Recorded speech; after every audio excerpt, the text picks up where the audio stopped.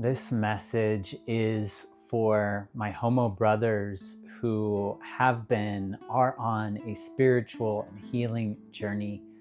Those of you who have been living with consciousness, intention, purpose in your life to uncover, reveal your gifts and to bring them to the world.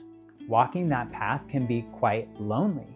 And I've heard many of you say, and I've had my own experiences of this, of like, okay, how do you date from this perspective? How do you find men like you, like me? How do you find those and develop a relationship with those men? Where are they? In this conversation, I don't want to add to the beliefs that are already out there that it's hard for us as gay men to find a partnership that's meaningful, that fulfills on a lot of different levels. And there are reasons that it can be hard for us. I'm setting aside those of us who are on a spiritual path, on a healing path, on a living with intention, but just in general, the foundation that all of us have around not having a model for what it looks like for two men to find each other, develop a relationship. What are the challenges? We don't have very many, if any, models out there.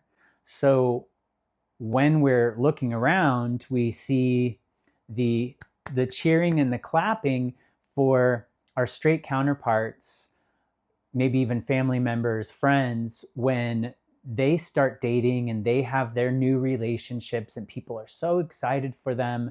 And often many of us, I certainly had to fight for validation, the validation of my own relationships. And because of that, somewhere internally, I believed that my relationships, my love, my fulfillment, my partnership would be less valuable, less worthy than others. So all of this paints a picture, right? What happens in our family, what we subconsciously believe about gay love, what we see in culture, all of that creates a challenging environment for us to believe that the kind of love that we long for and need is possible. So add to that the layer of being a consciously focused, spiritually focused, intentionally living gay man, and that narrows the field quite a bit, doesn't it? I know that when I was on dating apps, I was looking around and going, wow, I feel even more like an alien than I did before. I could not imagine how the men that I was seeing on these apps would ever mesh with my life, that there was anything that we would really have in common on the deepest levels. And that was very frustrating. And there were many, many years where I needed to be single. I have essentially been single for the last 10 years.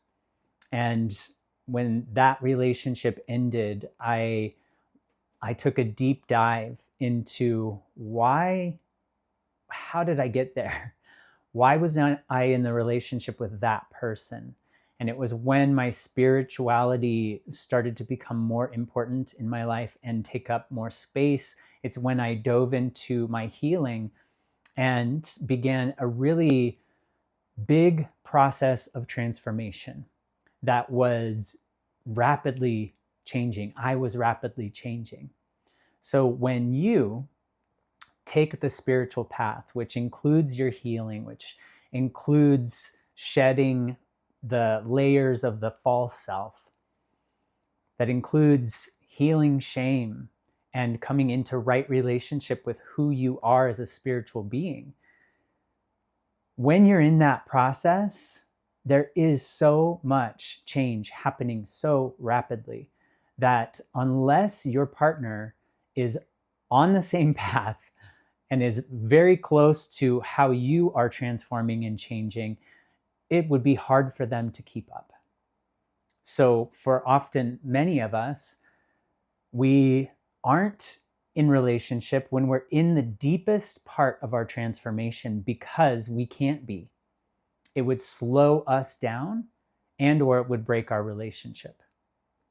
So if you have been and are in your own process of growing and evolving at a quick pace where things are dissolving and falling apart and new things are coming in to take their place, and you feel like you're barely keeping up with who you've been and who you are becoming, that's a place that's perfectly good, fine, necessary to be single.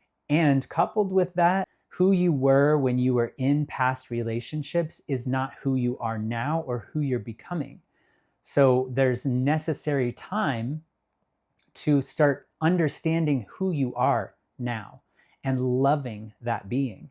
This is where self-love comes in as so important and cliche, but so true, that if our relationship with ourself is one where there's some disdain, there's some uncomfortableness, that when we look ourselves in the mirror, we think, ugh, we have these repetitive thoughts of intense negativity towards ourselves, it's very hard to be ourselves with another person. The type of relationship that I know you desire, that we all desire and need, is to be met and acknowledged, accepted for who we truly are. If we don't know who we truly are, or if we're not comfortable with that, then we can't be met. Then we can't have that type of relationship. So you being in your process right now, healing, loving, discovering who you are, getting rid of who and what is not you, that's your job. That is preparing you for your man. That's preparing you for your partner. For many years, I thought I was ready, and I would journal, I would be in my visualizations, I would be in meditations and journeys of all sorts, and I would have glimpses of this union and this partnership and our life together and what he felt like, what I felt like with him. And it was just so clear, so many clear pictures of this relationship. And so I thought, okay, he's got to be close. We're getting closer to each other. And that was true. Yet I got so frustrated because there were years of that, years of knowing, feeling his presence and knowing what that relationship could feel like. And also, I was not ready. In order to be in the type of relationship that I desired, I needed to be able to be full of myself. What I had done in the past, which was connected to my childhood, was to defer to the other person. I did it so unconsciously, they didn't, and I didn't even realize it was happening, where I would make myself smaller and I would lean towards whatever their life was, whatever they were doing in life, and I would diminish myself. And of course, living with purpose and a calling, you cannot diminish yourself. So I had to be ready. I had to become bigger. Bigger in the sense that all of the parts of me that I'd hidden, they needed to be able to be expressed. I needed to be able to sit in front of a camera like this and speak. I needed to show up in my life in big, bright, bold ways, and to not worry about when he was coming because I felt so at peace and at home within myself. And through my calling, which is sharing these messages, through that, my man has found me. And we are developing something that is so special and so beautiful. And the reason I'm talking about it and also holding it sacred is that as we move towards our soul's calling, as we move towards living more purposefully and living with the intention of giving our gifts, the things that we have longed for, that we've tried to go out and find in the world, it comes to us. It finds us because we are in alignment with our path. And so those things, resources, people, synchronicities, community that we need, it merges with us. It finds us. So all of this to say that where you are right now on your path, in relationship to your calling, in relationship to healing, in relationship to self-love, you're right on time. If your man is not around, you have no clue of his presence anywhere in your field, that's okay. Stay the course. Stay the course of coming back into wholeness with yourself, of loving yourself deeply, of accepting all of the aspects of yourself that have been so hard to love in the past. Stay the course of focusing your attention on what your calling is. Stay the course on learning how to express yourself more freely and finding joy in this whole process by yourself. In that process, you will merge with him. You will find each other. And an interesting thing is that it won't really matter.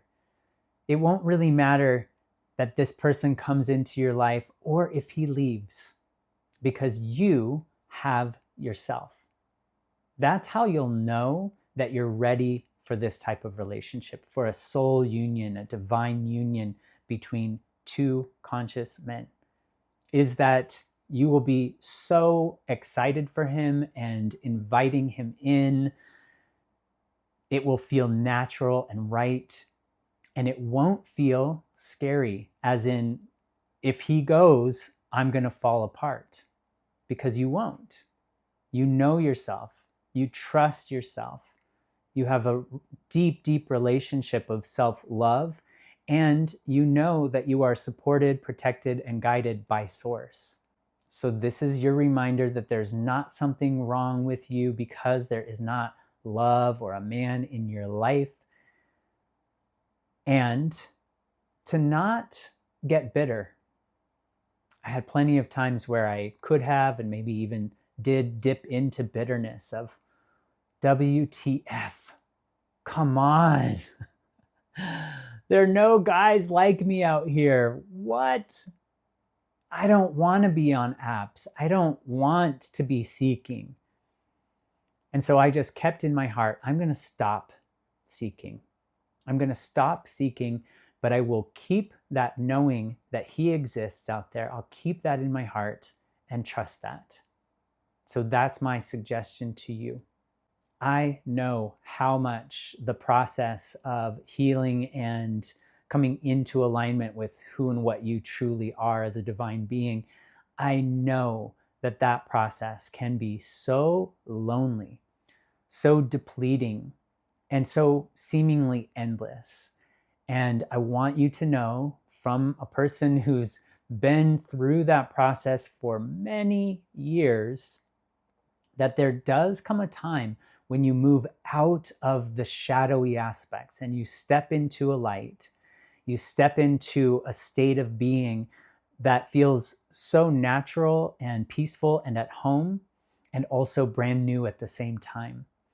That you come back to who and what you truly are without the heaviness of shame, of depression, of anxiety, that it is possible and that it is coming, and it's part of why you're doing this. And included in that other side of the process is fulfillment, is prosperity, is love, is all of the things that your heart have kept alive as dreams, even if your mind has said, I don't think that's possible. I want you to know that it is, it's coming, keep going, and I love you.